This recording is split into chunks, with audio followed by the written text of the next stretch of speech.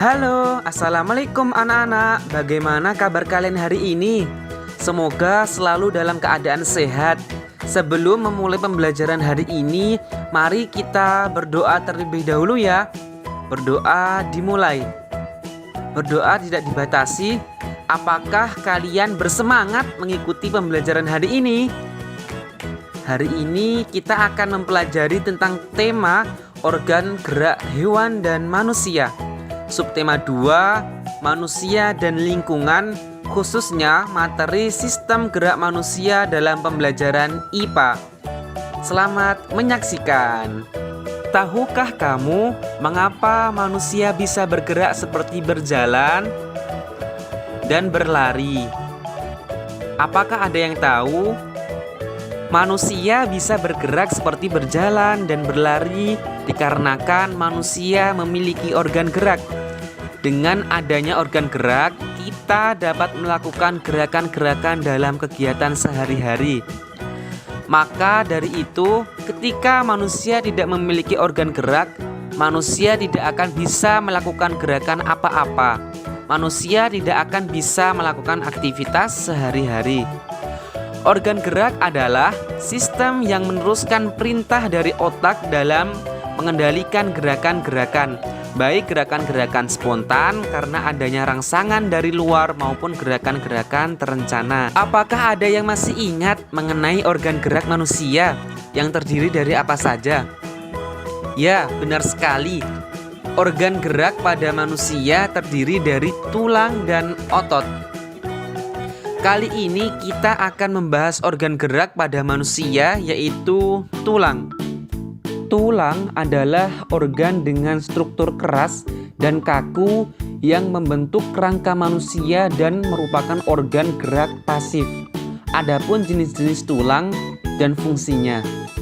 Yang pertama yaitu tulang tengkorak. Tulang ini berperan dalam membentuk kepala manusia dan melindungi organ dalam seperti otak dan mata.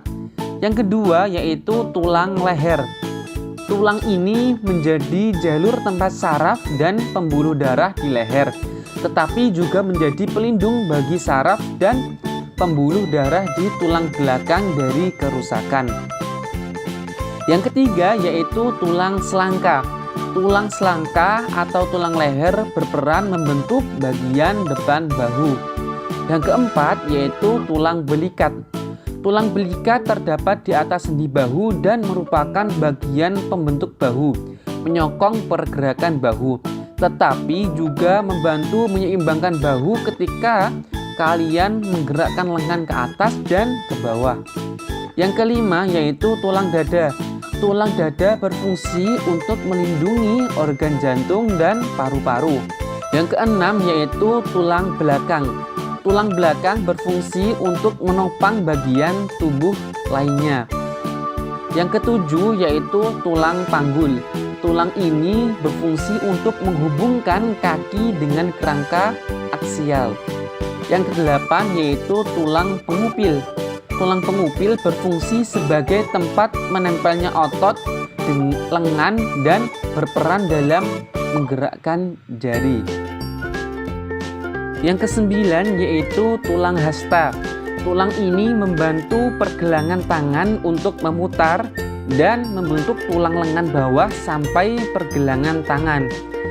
Yang kesepuluh yaitu tulang telapak tangan.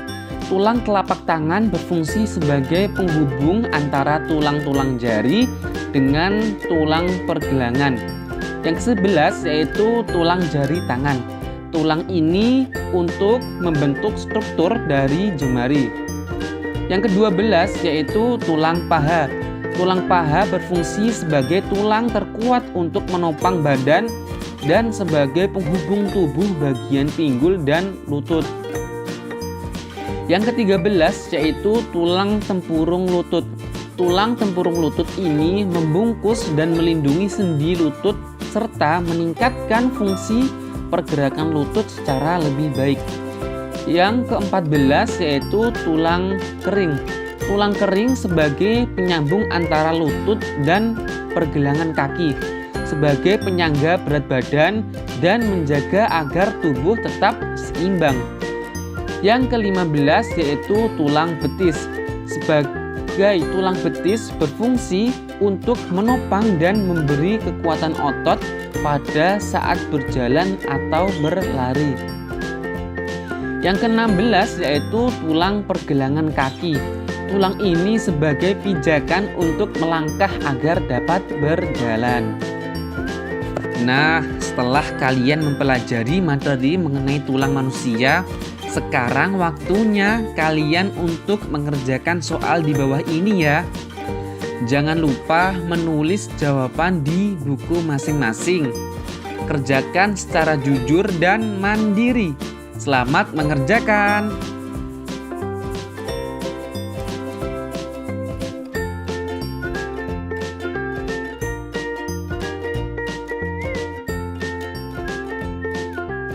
Yeay, selamat kalian telah mampu mengerjakan soal-soal yang diberikan. Dapat kita simpulkan bahwa dengan organ gerak, kita dapat melakukan gerakan-gerakan dalam kegiatan sehari-hari. Misalnya, berjalan, berlari, memanjat, memegang, berenang, menggenggam, menoleh, dan lain-lain sebagainya. Organ gerak manusia terdiri dari tulang dan otot. Kedua alat gerak ini bekerja sama dalam melakukan pergerakan sehingga membentuk suatu sistem yang disebut sistem gerak.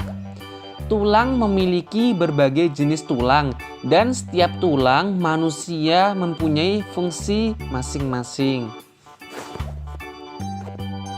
Nah, anak-anak, dengan kita mempelajari materi tadi, kita menjadi tahu apa saja jenis tulang pada manusia beserta fungsi dari masing-masing tulang. Jangan lupa belajar terus dan tetap semangat ya anak-anak. Sampai jumpa di pertemuan selanjutnya. Wassalamualaikum warahmatullahi wabarakatuh.